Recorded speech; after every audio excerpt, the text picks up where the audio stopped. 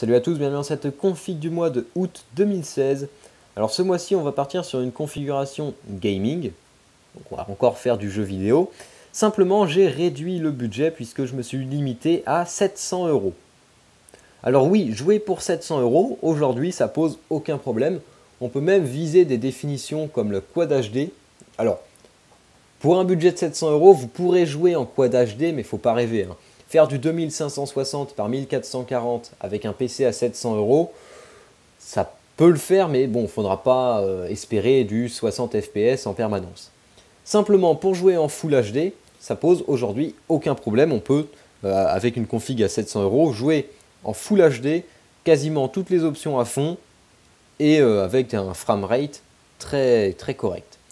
Alors, pourquoi est-ce qu'on peut faire ça? Tout simplement parce que j'ai profité, et je pense que vous commencez à le savoir, de la sortie des nouvelles cartes graphiques, aussi bien chez AMD que chez Nvidia, puisque AMD vient de sortir toute sa nouvelle gamme de Radeon, enfin une grande partie je pense de sa nouvelle gamme de Radeon, et Nvidia vient de dévoiler les nouvelles GTX de série 1000.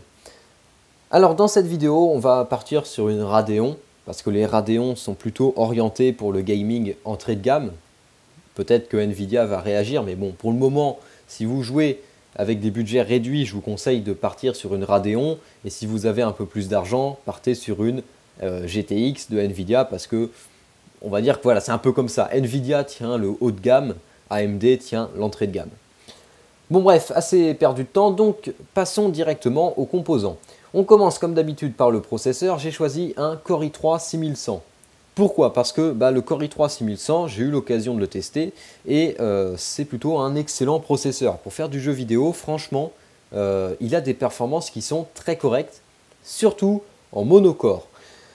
Étant donné que c'est un processeur de 6e génération, un Intel Core de 6e génération, il bénéficie donc de l'architecture Skylake en 14 nanomètres et donc il a des performances en monocore qui sont, je dois l'avouer quand même, plutôt correct et franchement honorable.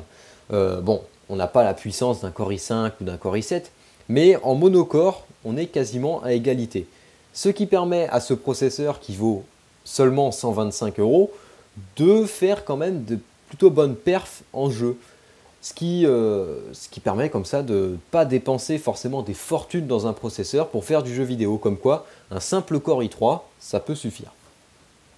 Alors pour faire un petit peu le tour de ce processeur, on est donc sur un Core i3 donc de 6e génération, socket 1151. On a une architecture Skylake gravée en 14 nanomètres, une fréquence de base, enfin une fréquence de base, non, il n'y a pas de turbo sur les Core i3, mais une fréquence qui est de 3,7 GHz. On a un TDP annoncé qui est de 51 watts, donc ça fait un TDP, je trouve, plutôt correct pour un processeur comme celui-là. Et bien sûr, Core i3 oblige, on est sur un dual core avec hyper-threading, donc avec 4 threads. Alors voilà, le Core i3 6100, franchement, si vous voulez jouer, mais que vous n'avez pas un budget énorme, c'est le processeur que je vous recommande. Pour le gaming, c'est le processeur que je vous recommande. Parce que franchement, pour 125 euros, je pense qu'on en a pour son argent. Pour une fois, on ne se fait pas arnaquer par Intel. Bon, voilà, c'est mon avis. Bon, je dis pas qu'Intel arnaque tout le monde, hein, voilà, je rigole un peu. Mais non, mais franchement, c'est un bon pros. Bon, ensuite, on va partir sur la carte mère. Donc, j'ai choisi une MSI B150M Bazooka Plus. Alors, derrière cette référence à rallonge, on a une carte mère donc, de chez MSI qui est une évolution de la Bazooka. Donc, c'est une carte mère micro ATX avec un socket 1151, chipset B150. Et c'est une version améliorée, donc c'est la version Plus qui intègre notamment de l'USB 3.0, de l'USB 3.1, donc ça c'est ce qui a été rajouté, l'USB 3.1, et un connecteur USB 3.1 type C. Et ça c'est très intéressant. Pour faire un peu le tour de cette carte mère, donc comme j'ai dit, chipset B150, socket 1151, on a 4 slots de DDR4, on a du PCI Express 3.0 16X, du PCI Express 3.0 1X, donc on en a deux. On a un chipset son qui est un ALC 887 de chez Realtek. Donc c'est pas le meilleur chipset son, mais bon voilà, ça sort quand même du son, hein, faut pas rêver. Bon c'est vrai, c'est pas le summum du moment, mais bon ça fait le taf. On a du gigabit Ethernet Et surtout, quelque chose d'assez intéressant, on a un slot M2. Et ça, c'est intéressant, puisque vous pourrez mettre comme ça des SSD au format M2. Et ça, je trouve ça assez intéressant. Alors, le port M2, c'est une technologie qui va arriver, qui est de plus en plus sur les cartes mères. Les ports M2, ils peuvent être soit câblés en SATA, soit câblés en PCI Express. Sur les cartes mères comme la B150M Bazooka Plus, le port M2 est câblé en SATA. Donc il est câblé en SATA 6 gigabits seconde. Donc ça ira pas plus vite qu'un SSD normal. Simplement, c'est plus sympa, je trouve, de l'avoir d'intégrer directement sur la carte mère que de le mettre dans le boîtier. Enfin voilà, après ça fonctionne pareil, hein, simplement ça prend moins de place. C'est surtout ça l'intérêt. Donc voilà, donc c'est une bonne carte mère qu'on trouve pour moins de 100 € et qui franchement je trouve plutôt intéressante, surtout pour une carte mère au format micro ATX. Ensuite la RAM, alors je suis parti sur de la HyperX Fury en 8 Go, donc 2 fois 4 Go de DDR4 2133. Alors pourquoi de la DDR4 2133 ? Parce que la carte mère, chipset B150 oblige, ne supporte pas plus que la DDR4 2133. Donc ça ne sert à rien de viser forcément plus haut, la carte mère ne fait pas plus. En revanche, j'ai pris 2 fois 4 Go, donc pour bénéficier du dual channel, et donc ça nous fait un total de 8 Go, ce qui est, je pense, une quantité correcte aujourd'hui encore pour faire du jeu vidéo. Et puis éventuellement, si vous avez envie, il vous reste 2 slots de RAM sur la carte mère pour en rajouter. Ensuite, on va passer à la carte graphique. Alors là, le gros morceau. Qu'est-ce que j'ai choisi comme carte graphique ?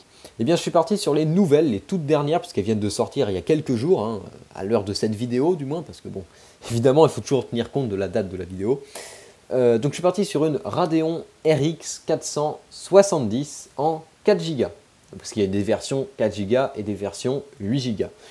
J'ai pris la version de chez MSI, donc la Gaming X, puisque c'est une version que je trouve quand même plutôt assez intéressante.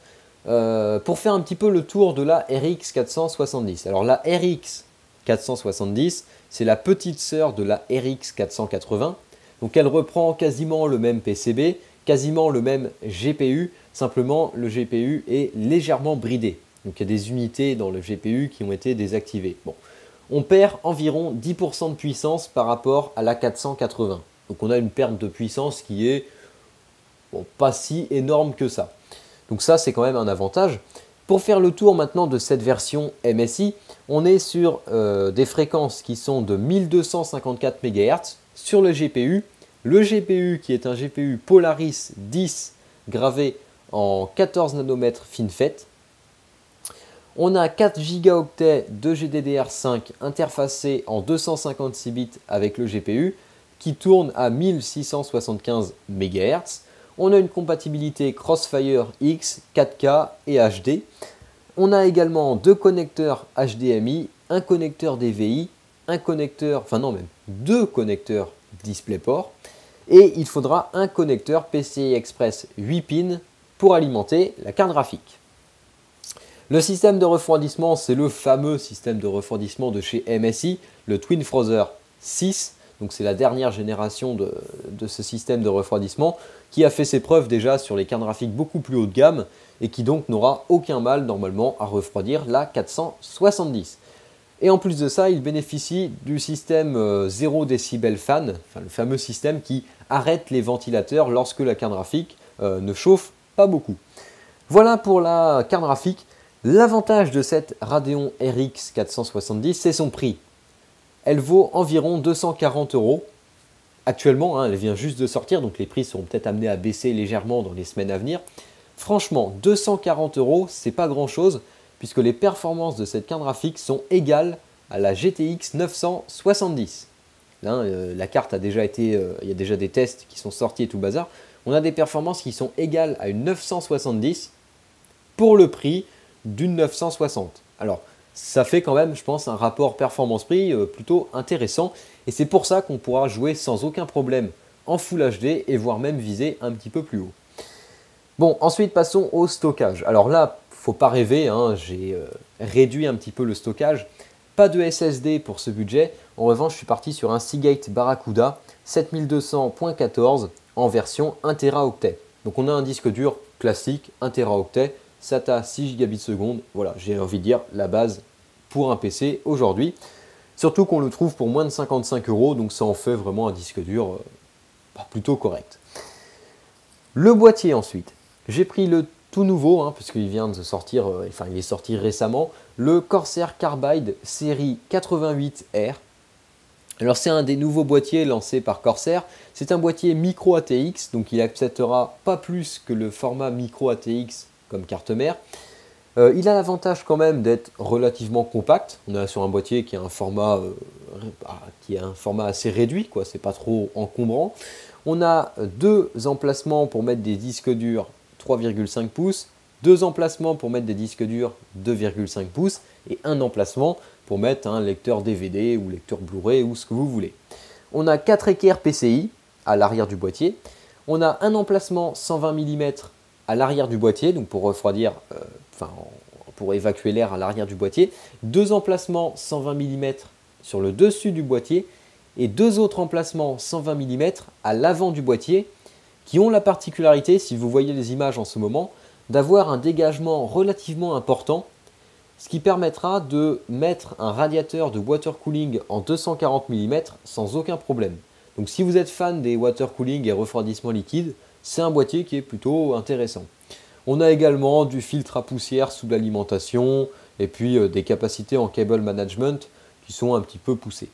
Voilà, donc c'est un boîtier basique, mais qui fait franchement bien le boulot et qui a qui a un prix, on va dire, très intéressant puisqu'on le trouve pour 55 €. Et je trouve que 55 € pour un boîtier comme ça, sachant que c'est du Corsair quand même, c'est plutôt intéressant. Pour continuer, on va partir sur l'alimentation. Alors j'ai pris tout simplement, faut pas rêver, on n'a que 700 € de budget. Donc on n'a que 700 €, j'adore la phrase, mais bon, c'est pas grave. Pour un budget comme celui-là, j'ai pris une Be Quiet System Power 8 version 400 watts. Alors la System Power 8, c'est l'alimentation entrée de gamme de chez Be Quiet. Pour faire le tour des caractéristiques, on a une alimentation de 400 watts, certifiée 80+, seulement 80+, pas de 80+ bronze ou etc., c'est 80+ de base. On a un ventilateur de 120 mm, qui est un ventilateur de chez Be Quiet, donc normalement il devrait être assez silencieux. La connectique, on a un connecteur 24 pins ATX, un connecteur 8 pins CPU, 4 connecteurs, 5 connecteurs SATA, 2 connecteurs Molex et surtout 2 connecteurs PCI Express 6+2 pour les cartes graphiques. Donc ça en fait quand même une alimentation assez intéressante. Ce qui sera surtout limitant, c'est la puissance. 400 watts, c'est pas énorme. Mais bon, pour une configuration comme celle-là, ça suffira. Sachant qu'on la trouve pour 50 €, donc encore une fois, ça fait une alimentation assez intéressante au niveau du prix. Et enfin, j'ai rajouté, on va dire en bonus, un système de refroidissement alternatif, un système de refroidissement custom, un ventirad custom pour être précis, puisque j'ai pris un Cooler Master Hyper T4. Alors le Hyper T4, ça fait partie des nouveaux ventirad qui viennent d'être lancés par Cooler Master. C'est un ventilateur qui est en croisement entre le Hyper 212 Evo et le Hyper TX3 Evo. Donc voilà, c'est un ventirad qui est un petit peu entre les deux. Donc on est sur un ventirad qui est de type tour, donc c'est un gros ventirad, 220 mm. On a 4 caloducs en cuivre qui seront en contact direct avec le CPU, donc normalement le refroidissement devrait quand même être plutôt bon. On a une compatibilité au niveau des fixations avec tous les sockets actuels.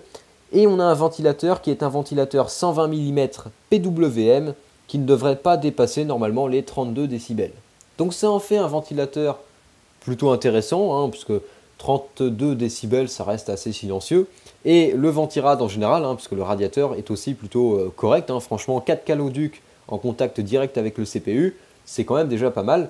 Donc je pense que pour 30 €, c'est un très bon ventirad et surtout qui vous permettra de se débarrasser du ventirad fourni par Intel qui est franchement pas terrible du tout. Même pour un Core i3, ça va encore, mais bon, faut pas être trop à cheval sur le silence. Voilà, donc c'était tout pour cette config du mois de août 2016. Le budget au total, puisque je vous fournis comme d'habitude, vous pouvez regarder dans la description le panier chez LDLC qui vous permettra de retrouver tous les composants.